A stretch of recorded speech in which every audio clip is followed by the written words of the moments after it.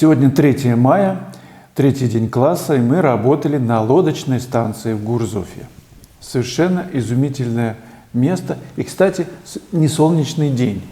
Серый, спокойный, море разбушевалось. И было очень комфортно. Несмотря на то, что похолодание в здешней полосе, но при утепленности достаточно работать комфортно. Я много раз писал «Скалу Подзорка», вот этот мотив, который покажу в конце, и покажу работы моих коллег, которые приехали на класс. И каждый раз все по-новому. Я пытаюсь найти новое решение, новую композицию. В этот раз я решил сделать акцент на волне, которая выплескивается за скалой. И поэтому центр композиции по золотому сечению разместил чуть правее и чуть вверху от центра холста, и холст вертикальный.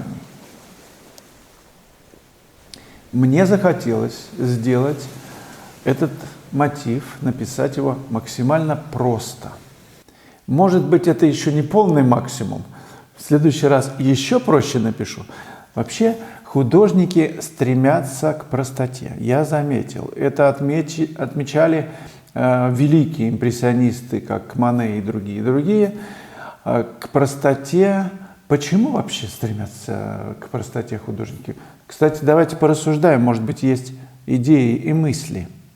У меня ощущение такое, что когда вся жизнь, кадр этого холста перегружен, то слишком негде, я не знаю, глазу остановиться, успокоиться. Вздохнуть хочется полной грудью, когда как будто тебе художник мешает это делать, потому что у него каждый листочек прописан. Светлее, чем мой. Но как не наполнено светлее, потому что у нас в запасе должна быть волна. Ты хочешь убежать подальше от этого огромного количества ненужной информации. Когда все обобщено, это, конечно, вызывает восторг, удивление. И художнику, такому художнику можно выразить почтение, который работает просто. Ну, смотрите, вот простая вещь. Я много раз, наверное, говорил об этом, но очень, мне кажется, точная метафора. Если мы любим кого-то, разве нужны слова? 1-2 слова достаточно. Может быть, даже и их не надо.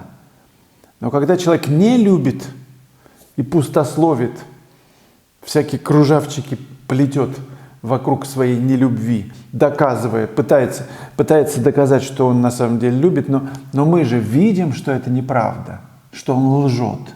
Если человек любит, мы прочитываем это во всем абсолютно, в его поведении, в его походке, в жестах, во взгляде.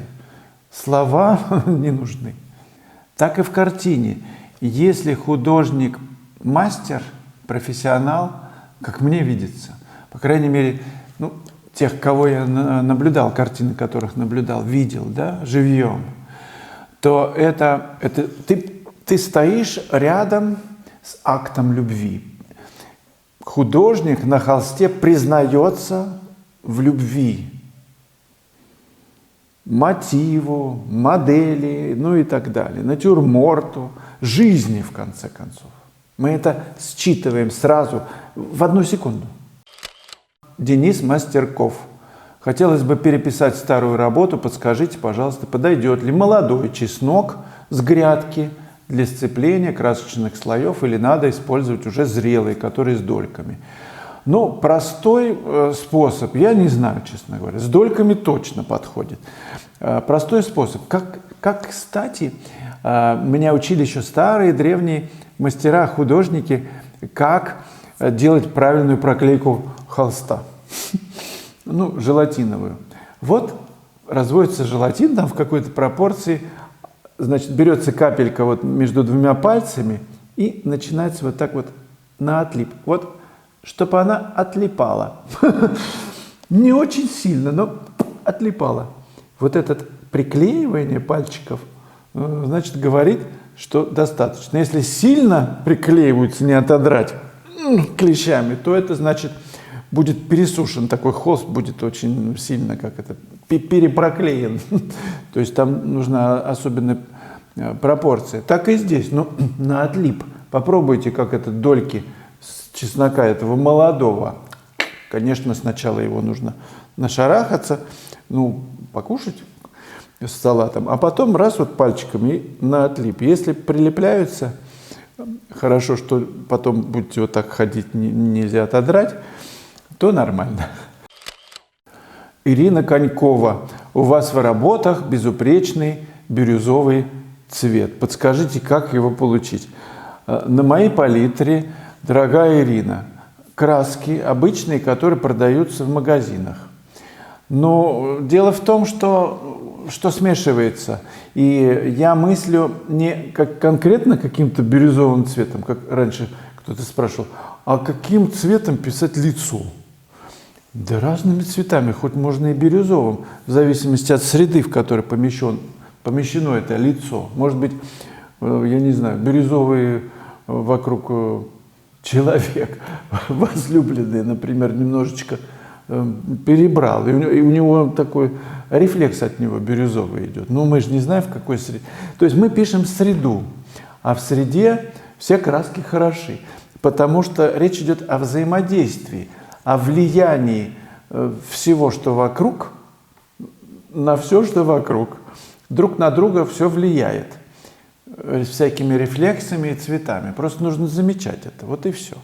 Но вот в этой работе, которую вот мы сегодня писали на набережной, ну, в этом самом, на лодочной станции, тут тоже есть, наверное, может быть, я не знаю, что такое бирюзовый, правда, такой цвет, но ФЦ. Есть вообще бирюзовая краска, кстати, масляная, мастер-класс. Можно ее прям накачать одной ею. И главное, в разбеле, с какими-то другими сочетаниями, с коричневым, вандиком или вайндайком, или с той же ФЦ. Все дело в смешении, конечно. Мы разными красками мы видим цвет. Мы, например, написали, я не знаю, задний план, да? Небо. И к нему надо подстроиться с бирюзовой вот этой вот частью. Мы видим в тоне, что она темнее, чем небо, и ищем, посмотрели на эту самую, на бирюзовость волны, и на палитру, и замешивать так, чтобы в тоне это было темнее, чем небо, от чего-то надо оттолкнуться. И в цвете, чтобы было сходство. Но с цветом это еще отдельная история. Есть такая живопись, когда не обязательно прям впрямую использовать вот этот цвет. Мы об этом и говорили, и еще как-нибудь поговорим. Но главное, что мы мыслим, мы смотрим на все одновременно. Мы смотрим и на это, вот как это все относится к тени, как это все относится к скале. То есть работу вести нужно, постоянно сравнивая различные участки, различные пятна. Вот такое пятноведение. Работа, мышление по пятну, на мой взгляд, самое выгодное, самое лучшее, что есть изобретение, которое придумано в среде художников. Писать, мыслить пятнами. Мы сразу отметили, когда увидели, что волна брызгается там за этой скалой, что она доминанта и что это самое активное, светлое место в картине. Несмотря на то, что там есть, конечно, и темненькие места. Но целое среднее пятно, оно такое светлее всего. И у нее есть некая бирюзовость в том числе.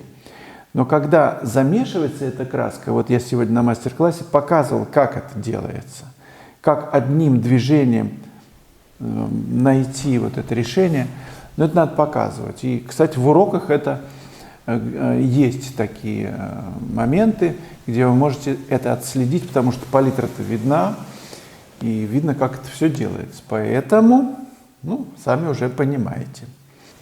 Один из анонсов я покажу в конце ролика и покажу еще работы, которые сегодня делались.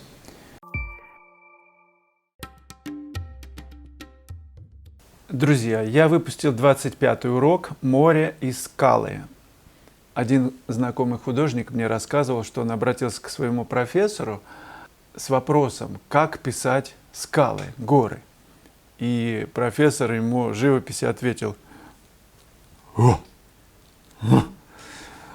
То есть скалы и воздух, деревья, воду нужно писать по-разному. Подход к скале должен быть рубленный. То есть изображать материальность воздуха, материальность воды, скалы, каких-то еще там отражения в воде. Это очень сложная вещь. И вот в этом уроке я показываю, как эти стихии соединить. Вы просто воочию увидите, как это можно сделать. Как касаться по-разному к той или иной материальности, чтобы ее передать, и чтобы это зазвучало. Я надеюсь, что этот урок будет очень полезен тем, кто изучает мои находки, наработки. Ну, вот это холод, а это тепло. Вот на этом все держится. Все мои уроки, которые я выкладываю в онлайн-школе, на мой взгляд, могут помочь во владении мастерством живописи. Постановки, мотивы разные, освещение разное, подход разный и написание разное. Где-то декоративное, где-то вот реалистичное, где-то совсем фантастическое, дизайнерское. Просто изучайте это, и мне кажется, что это поможет вам более многогранно видеть окружающий мир по-разному, и вы просто будете по-разному писать. Вы сможете овладеть разными приемами. Я жду от вас на видеоразбор работы на эту тему. По крайней мере, нет у вас, если поблизости скал, напишите просто воду и отражение каких-то объектов в ней. С отражением воды очень непросто справиться. Ее нужно почувствовать, и пластику воды, пластику движения. Не стесняйтесь, присылайте работы на разбор. Удачи в живописи!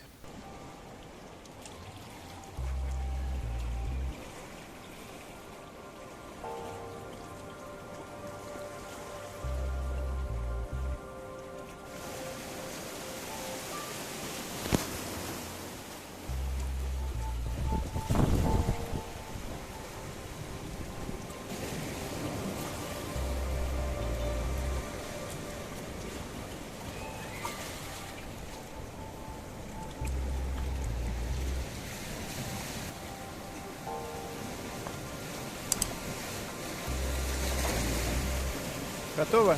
Ну, я не знаю, я... Ну, как чувствуешь, готово? Ну, значит, все. Ты уложилась. 7 минут прошло всего. 7. Ну, вот эта линия меня смущает. Может быть, что тут вообще? Там что там происходит? Но это, как ты чувствуешь, если готово, то готово.